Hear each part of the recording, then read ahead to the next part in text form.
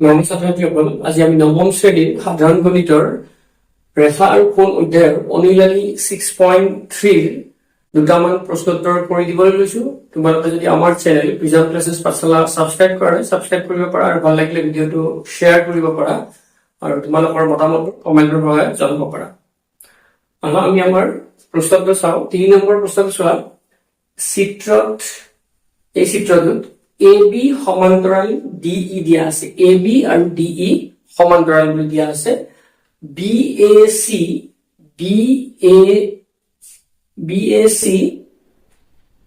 কিমান দিয়া আছে? 35 ডিগ্ৰী। এই কোণটো 35 ডিগ্ৰী আৰু CDE 53 ডিগ্ৰী দিয়া আছে। কি উলিয়াব লাগে? DCE এই কোণটো উলিয়াব লাগে। DCE এই কোণটোৰ মান উলিয়াব লাগে। এতিয়া চোৱা, আমি যিহেতু জানো কি ইয়াতে কি আছে? AB সমান্তৰাল DE দিয়া আছে। AB সমান্তৰাল DE আৰু ইয়াতে কি AE তিৰ্যক, কি AE তিৰ্যক বা আমি ছেদক বুলি কওঁ। এই তিৰ্যক বা ছেদক। এতিয়া তিৰ্যক বা ছেদক হলে এই যিটো কোণ আৰু এই কোণটো আৰু এই কোণটো কি সমান হ'ব, কাৰণ এইটা কোণ কি বুলি কোৱা হয়? একান্তৰ কোণ। তাৰ মানে DEC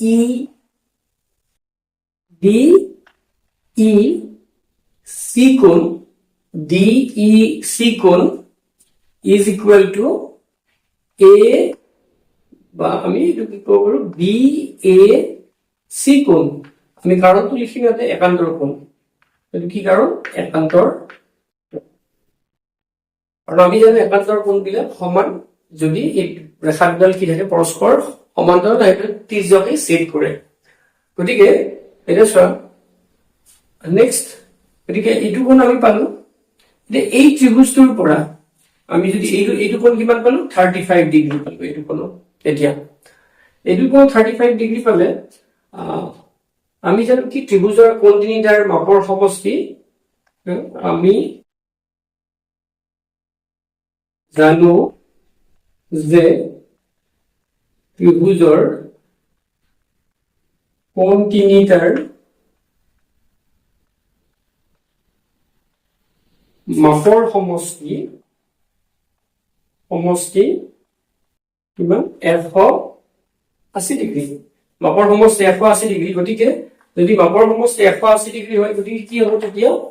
আমাৰ এই ত্ৰিভুজটোৰ কোনটো ত্ৰিভুজৰ পৰা? আমাৰ ত্ৰিভুজ DCEৰ পৰা আমি পাম DCEৰ পৰা কি পাম? এইটো দিয়া আছে কি? CDE plus CDE plus DEC plus DCE plus DCE is equal to 180 degree. এই ক্ষেত্ৰৰ মান। গতিকে আমি ইয়াৰ পৰা কি পাম? CDEৰ মানটো, আমাক CDEৰ মানটো দিয়া আছে। CDEৰ মানটো কিমান? 53 ডিগ্ৰী পাইছো। DECৰ মানটো এইমাত্ৰ পালো 35 ডিগ্ৰী আৰু আমি DCEৰ মানটো আমি নাজানো। DCE এই মানটো নাজানো 180 ডিগ্ৰী। গতিকে 35 এইটো কিমান হ'ব? 8 3 × 8 88 degree plus DCE is equal to 180 degree. গতিকে DCE is equal to 180 degree minus 88 degree. 180 degree minus 88 degree. গতিকে 180 ৰ পৰা আমি 88 ডিগ্ৰীটো যদি বিয়োগ কৰো কি হ'ব? 10ৰ 8 গুণ 2, ইয়াতে কি থাকিল?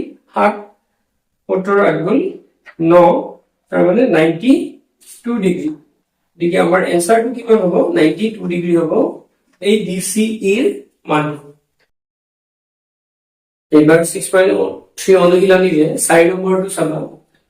যদি চিত্ৰত যদি পি কিউ আৰু আৰ এছ ৰেখাই পি কিউ আৰু আৰ এছ ৰেখাই টি বিন্দুত কটাকটি কৰে, গতিকে টি বিন্দুত কটাকটি কৰিছে যাতে পি আৰ টি 40 ডিগ্ৰী বুলি দিয়া আছে, আৰ পি টি কিমান আছে 95 ডিগ্ৰী দিয়া আছে, আৰু কি দিয়া আছে টি এছ কিউ 75 ডিগ্ৰী দিয়া আছে। আমাক কি উলিয়াব লাগে এছ কিউ টি এইটো উলিয়াব লাগে। এতিয়া আমি এই ত্ৰিভুজটোৰ এইটো যে এটা ত্ৰিভুজ হলে দুটা কোণৰ মান যদি জানো আমি তৃতীয় কোণটোৰ মানটো উলিয়াব পাৰিম, কাৰণ আমি জানো যে ত্ৰিভুজৰ কোণ তিনিটাৰ মাপৰ সমষ্টি 180 ডিগ্ৰী। যদি এইটো কোণৰ মান উলিয়াব পাৰো তেতিয়াহলে এইটো কোণৰ মান উলিয়াব পাৰিম, কাৰণ এই দুটা কোণ বিপৰীত কোণ। যদি এই দুটা কোণৰ মান আমি জানো তেতিয়া এই কোণটোৰ মানো উলিয়াব পাৰিম। গতিকে ইয়াতে আমাৰ উপপাদ্য কি ব্যৱহাৰ হ'ব, আমাৰ লিখিম এবাৰ লিখিলে হ'ব, আমি দুবাৰ ব্যৱহাৰ হ'ব। আমি জানো যে ত্ৰিভুজৰ, বুজি পাইছা নিশ্চয় আমি কেনেকে চিন্তা কৰিম। গতিকে আমি জানো যে ত্ৰিভুজৰ কোণ তিনিটাৰ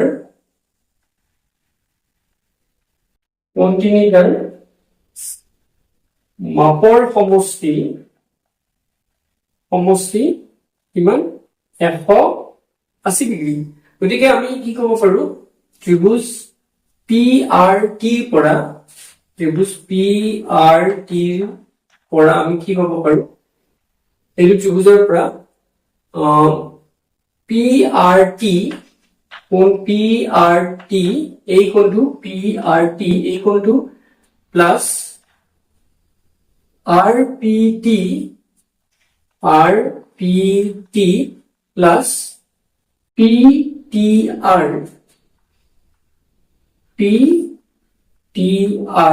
ইজ ইকুৱেল টু 180 ডিগ্ৰী। কোণ তিনিটাৰ মাপৰ সমষ্টি 180 ডিগ্ৰী। এতিয়া আমাক দিয়া আছে কি আৰ পি টি দিয়া আছে 40 ডিগ্ৰী, আৰ পি টি দিয়া আছে 95 ডিগ্ৰী, আৰু আমি পি টি আৰ টো নাজানো, ইজ ইকুৱেল টু 180 ডিগ্ৰী। নিশ্চয় বুজি পাইছা এইটো। তাৰপিছত চাবা এইটো যদি যোগ কৰো আমাৰ কিমান হ'ব 5 9 4 13 135 ডিগ্ৰী হ'ব P T R equal to 180 degree. এতিয়া আমি যদি কৰো পি টি আৰৰ মানটো উলিয়াও কিমান হ'ব 180 ডিগ্ৰীৰ পৰা 135 ডিগ্ৰী বিয়োগ, এইটো ইফালে যোগ আছে ইফালে লিখিলেও এইটো বিয়োগ হ'ব। গতিকে এইটো মানটো কিমান হ'ব 180ৰ পৰা যদি 135 ডিগ্ৰী বিয়োগ কৰো এইটো 5 7 থাকিল 10ৰ 5 গুণ 5 7 থাকিল 7ৰ 3 গুণ 4 45 ডিগ্ৰী কিমান হ'ব এইটো 45 ডিগ্ৰী 45 ডিগ্ৰী হ'ল। তাৰমানে আমি এই কোণটোৰ মান পালো 45 ডিগ্ৰী। গতিকে সেই কোণটোৰ মান জানো যদি আমি এই কোণটোৰ মানো উলিয়াব পাৰিম। কেনেকৈ সেই দুটা কোণ বিপৰীত কোণ। গতিকে S P Q is equal to এই কোণটো is equal to P T R is equal to P T R. আমি কাৰণটো লিখিম এই দুটা কি বিপৰীত কোণ বুলি লিখিম। যদি বিপৰীত কোণ হ'ল গতিকে এইটোৰ মান আমি পি টি আৰৰ মানটো এইমাত্ৰ পালো কিমান 45 ডিগ্ৰী। তাৰমানে এছ টি কিউৰ মানটো আমি পালো 45 ডিগ্ৰী পালো। গতিকে আমি জানিম কি এতিয়া এইটো মান উলিয়াব পাৰিম না। তাৰমানে আমি একেদৰে আমি জানো যে এইটো কোণটি। গতিকে আমি কি ক'ব পাৰো ত্ৰিভুজ এছ টি কিউ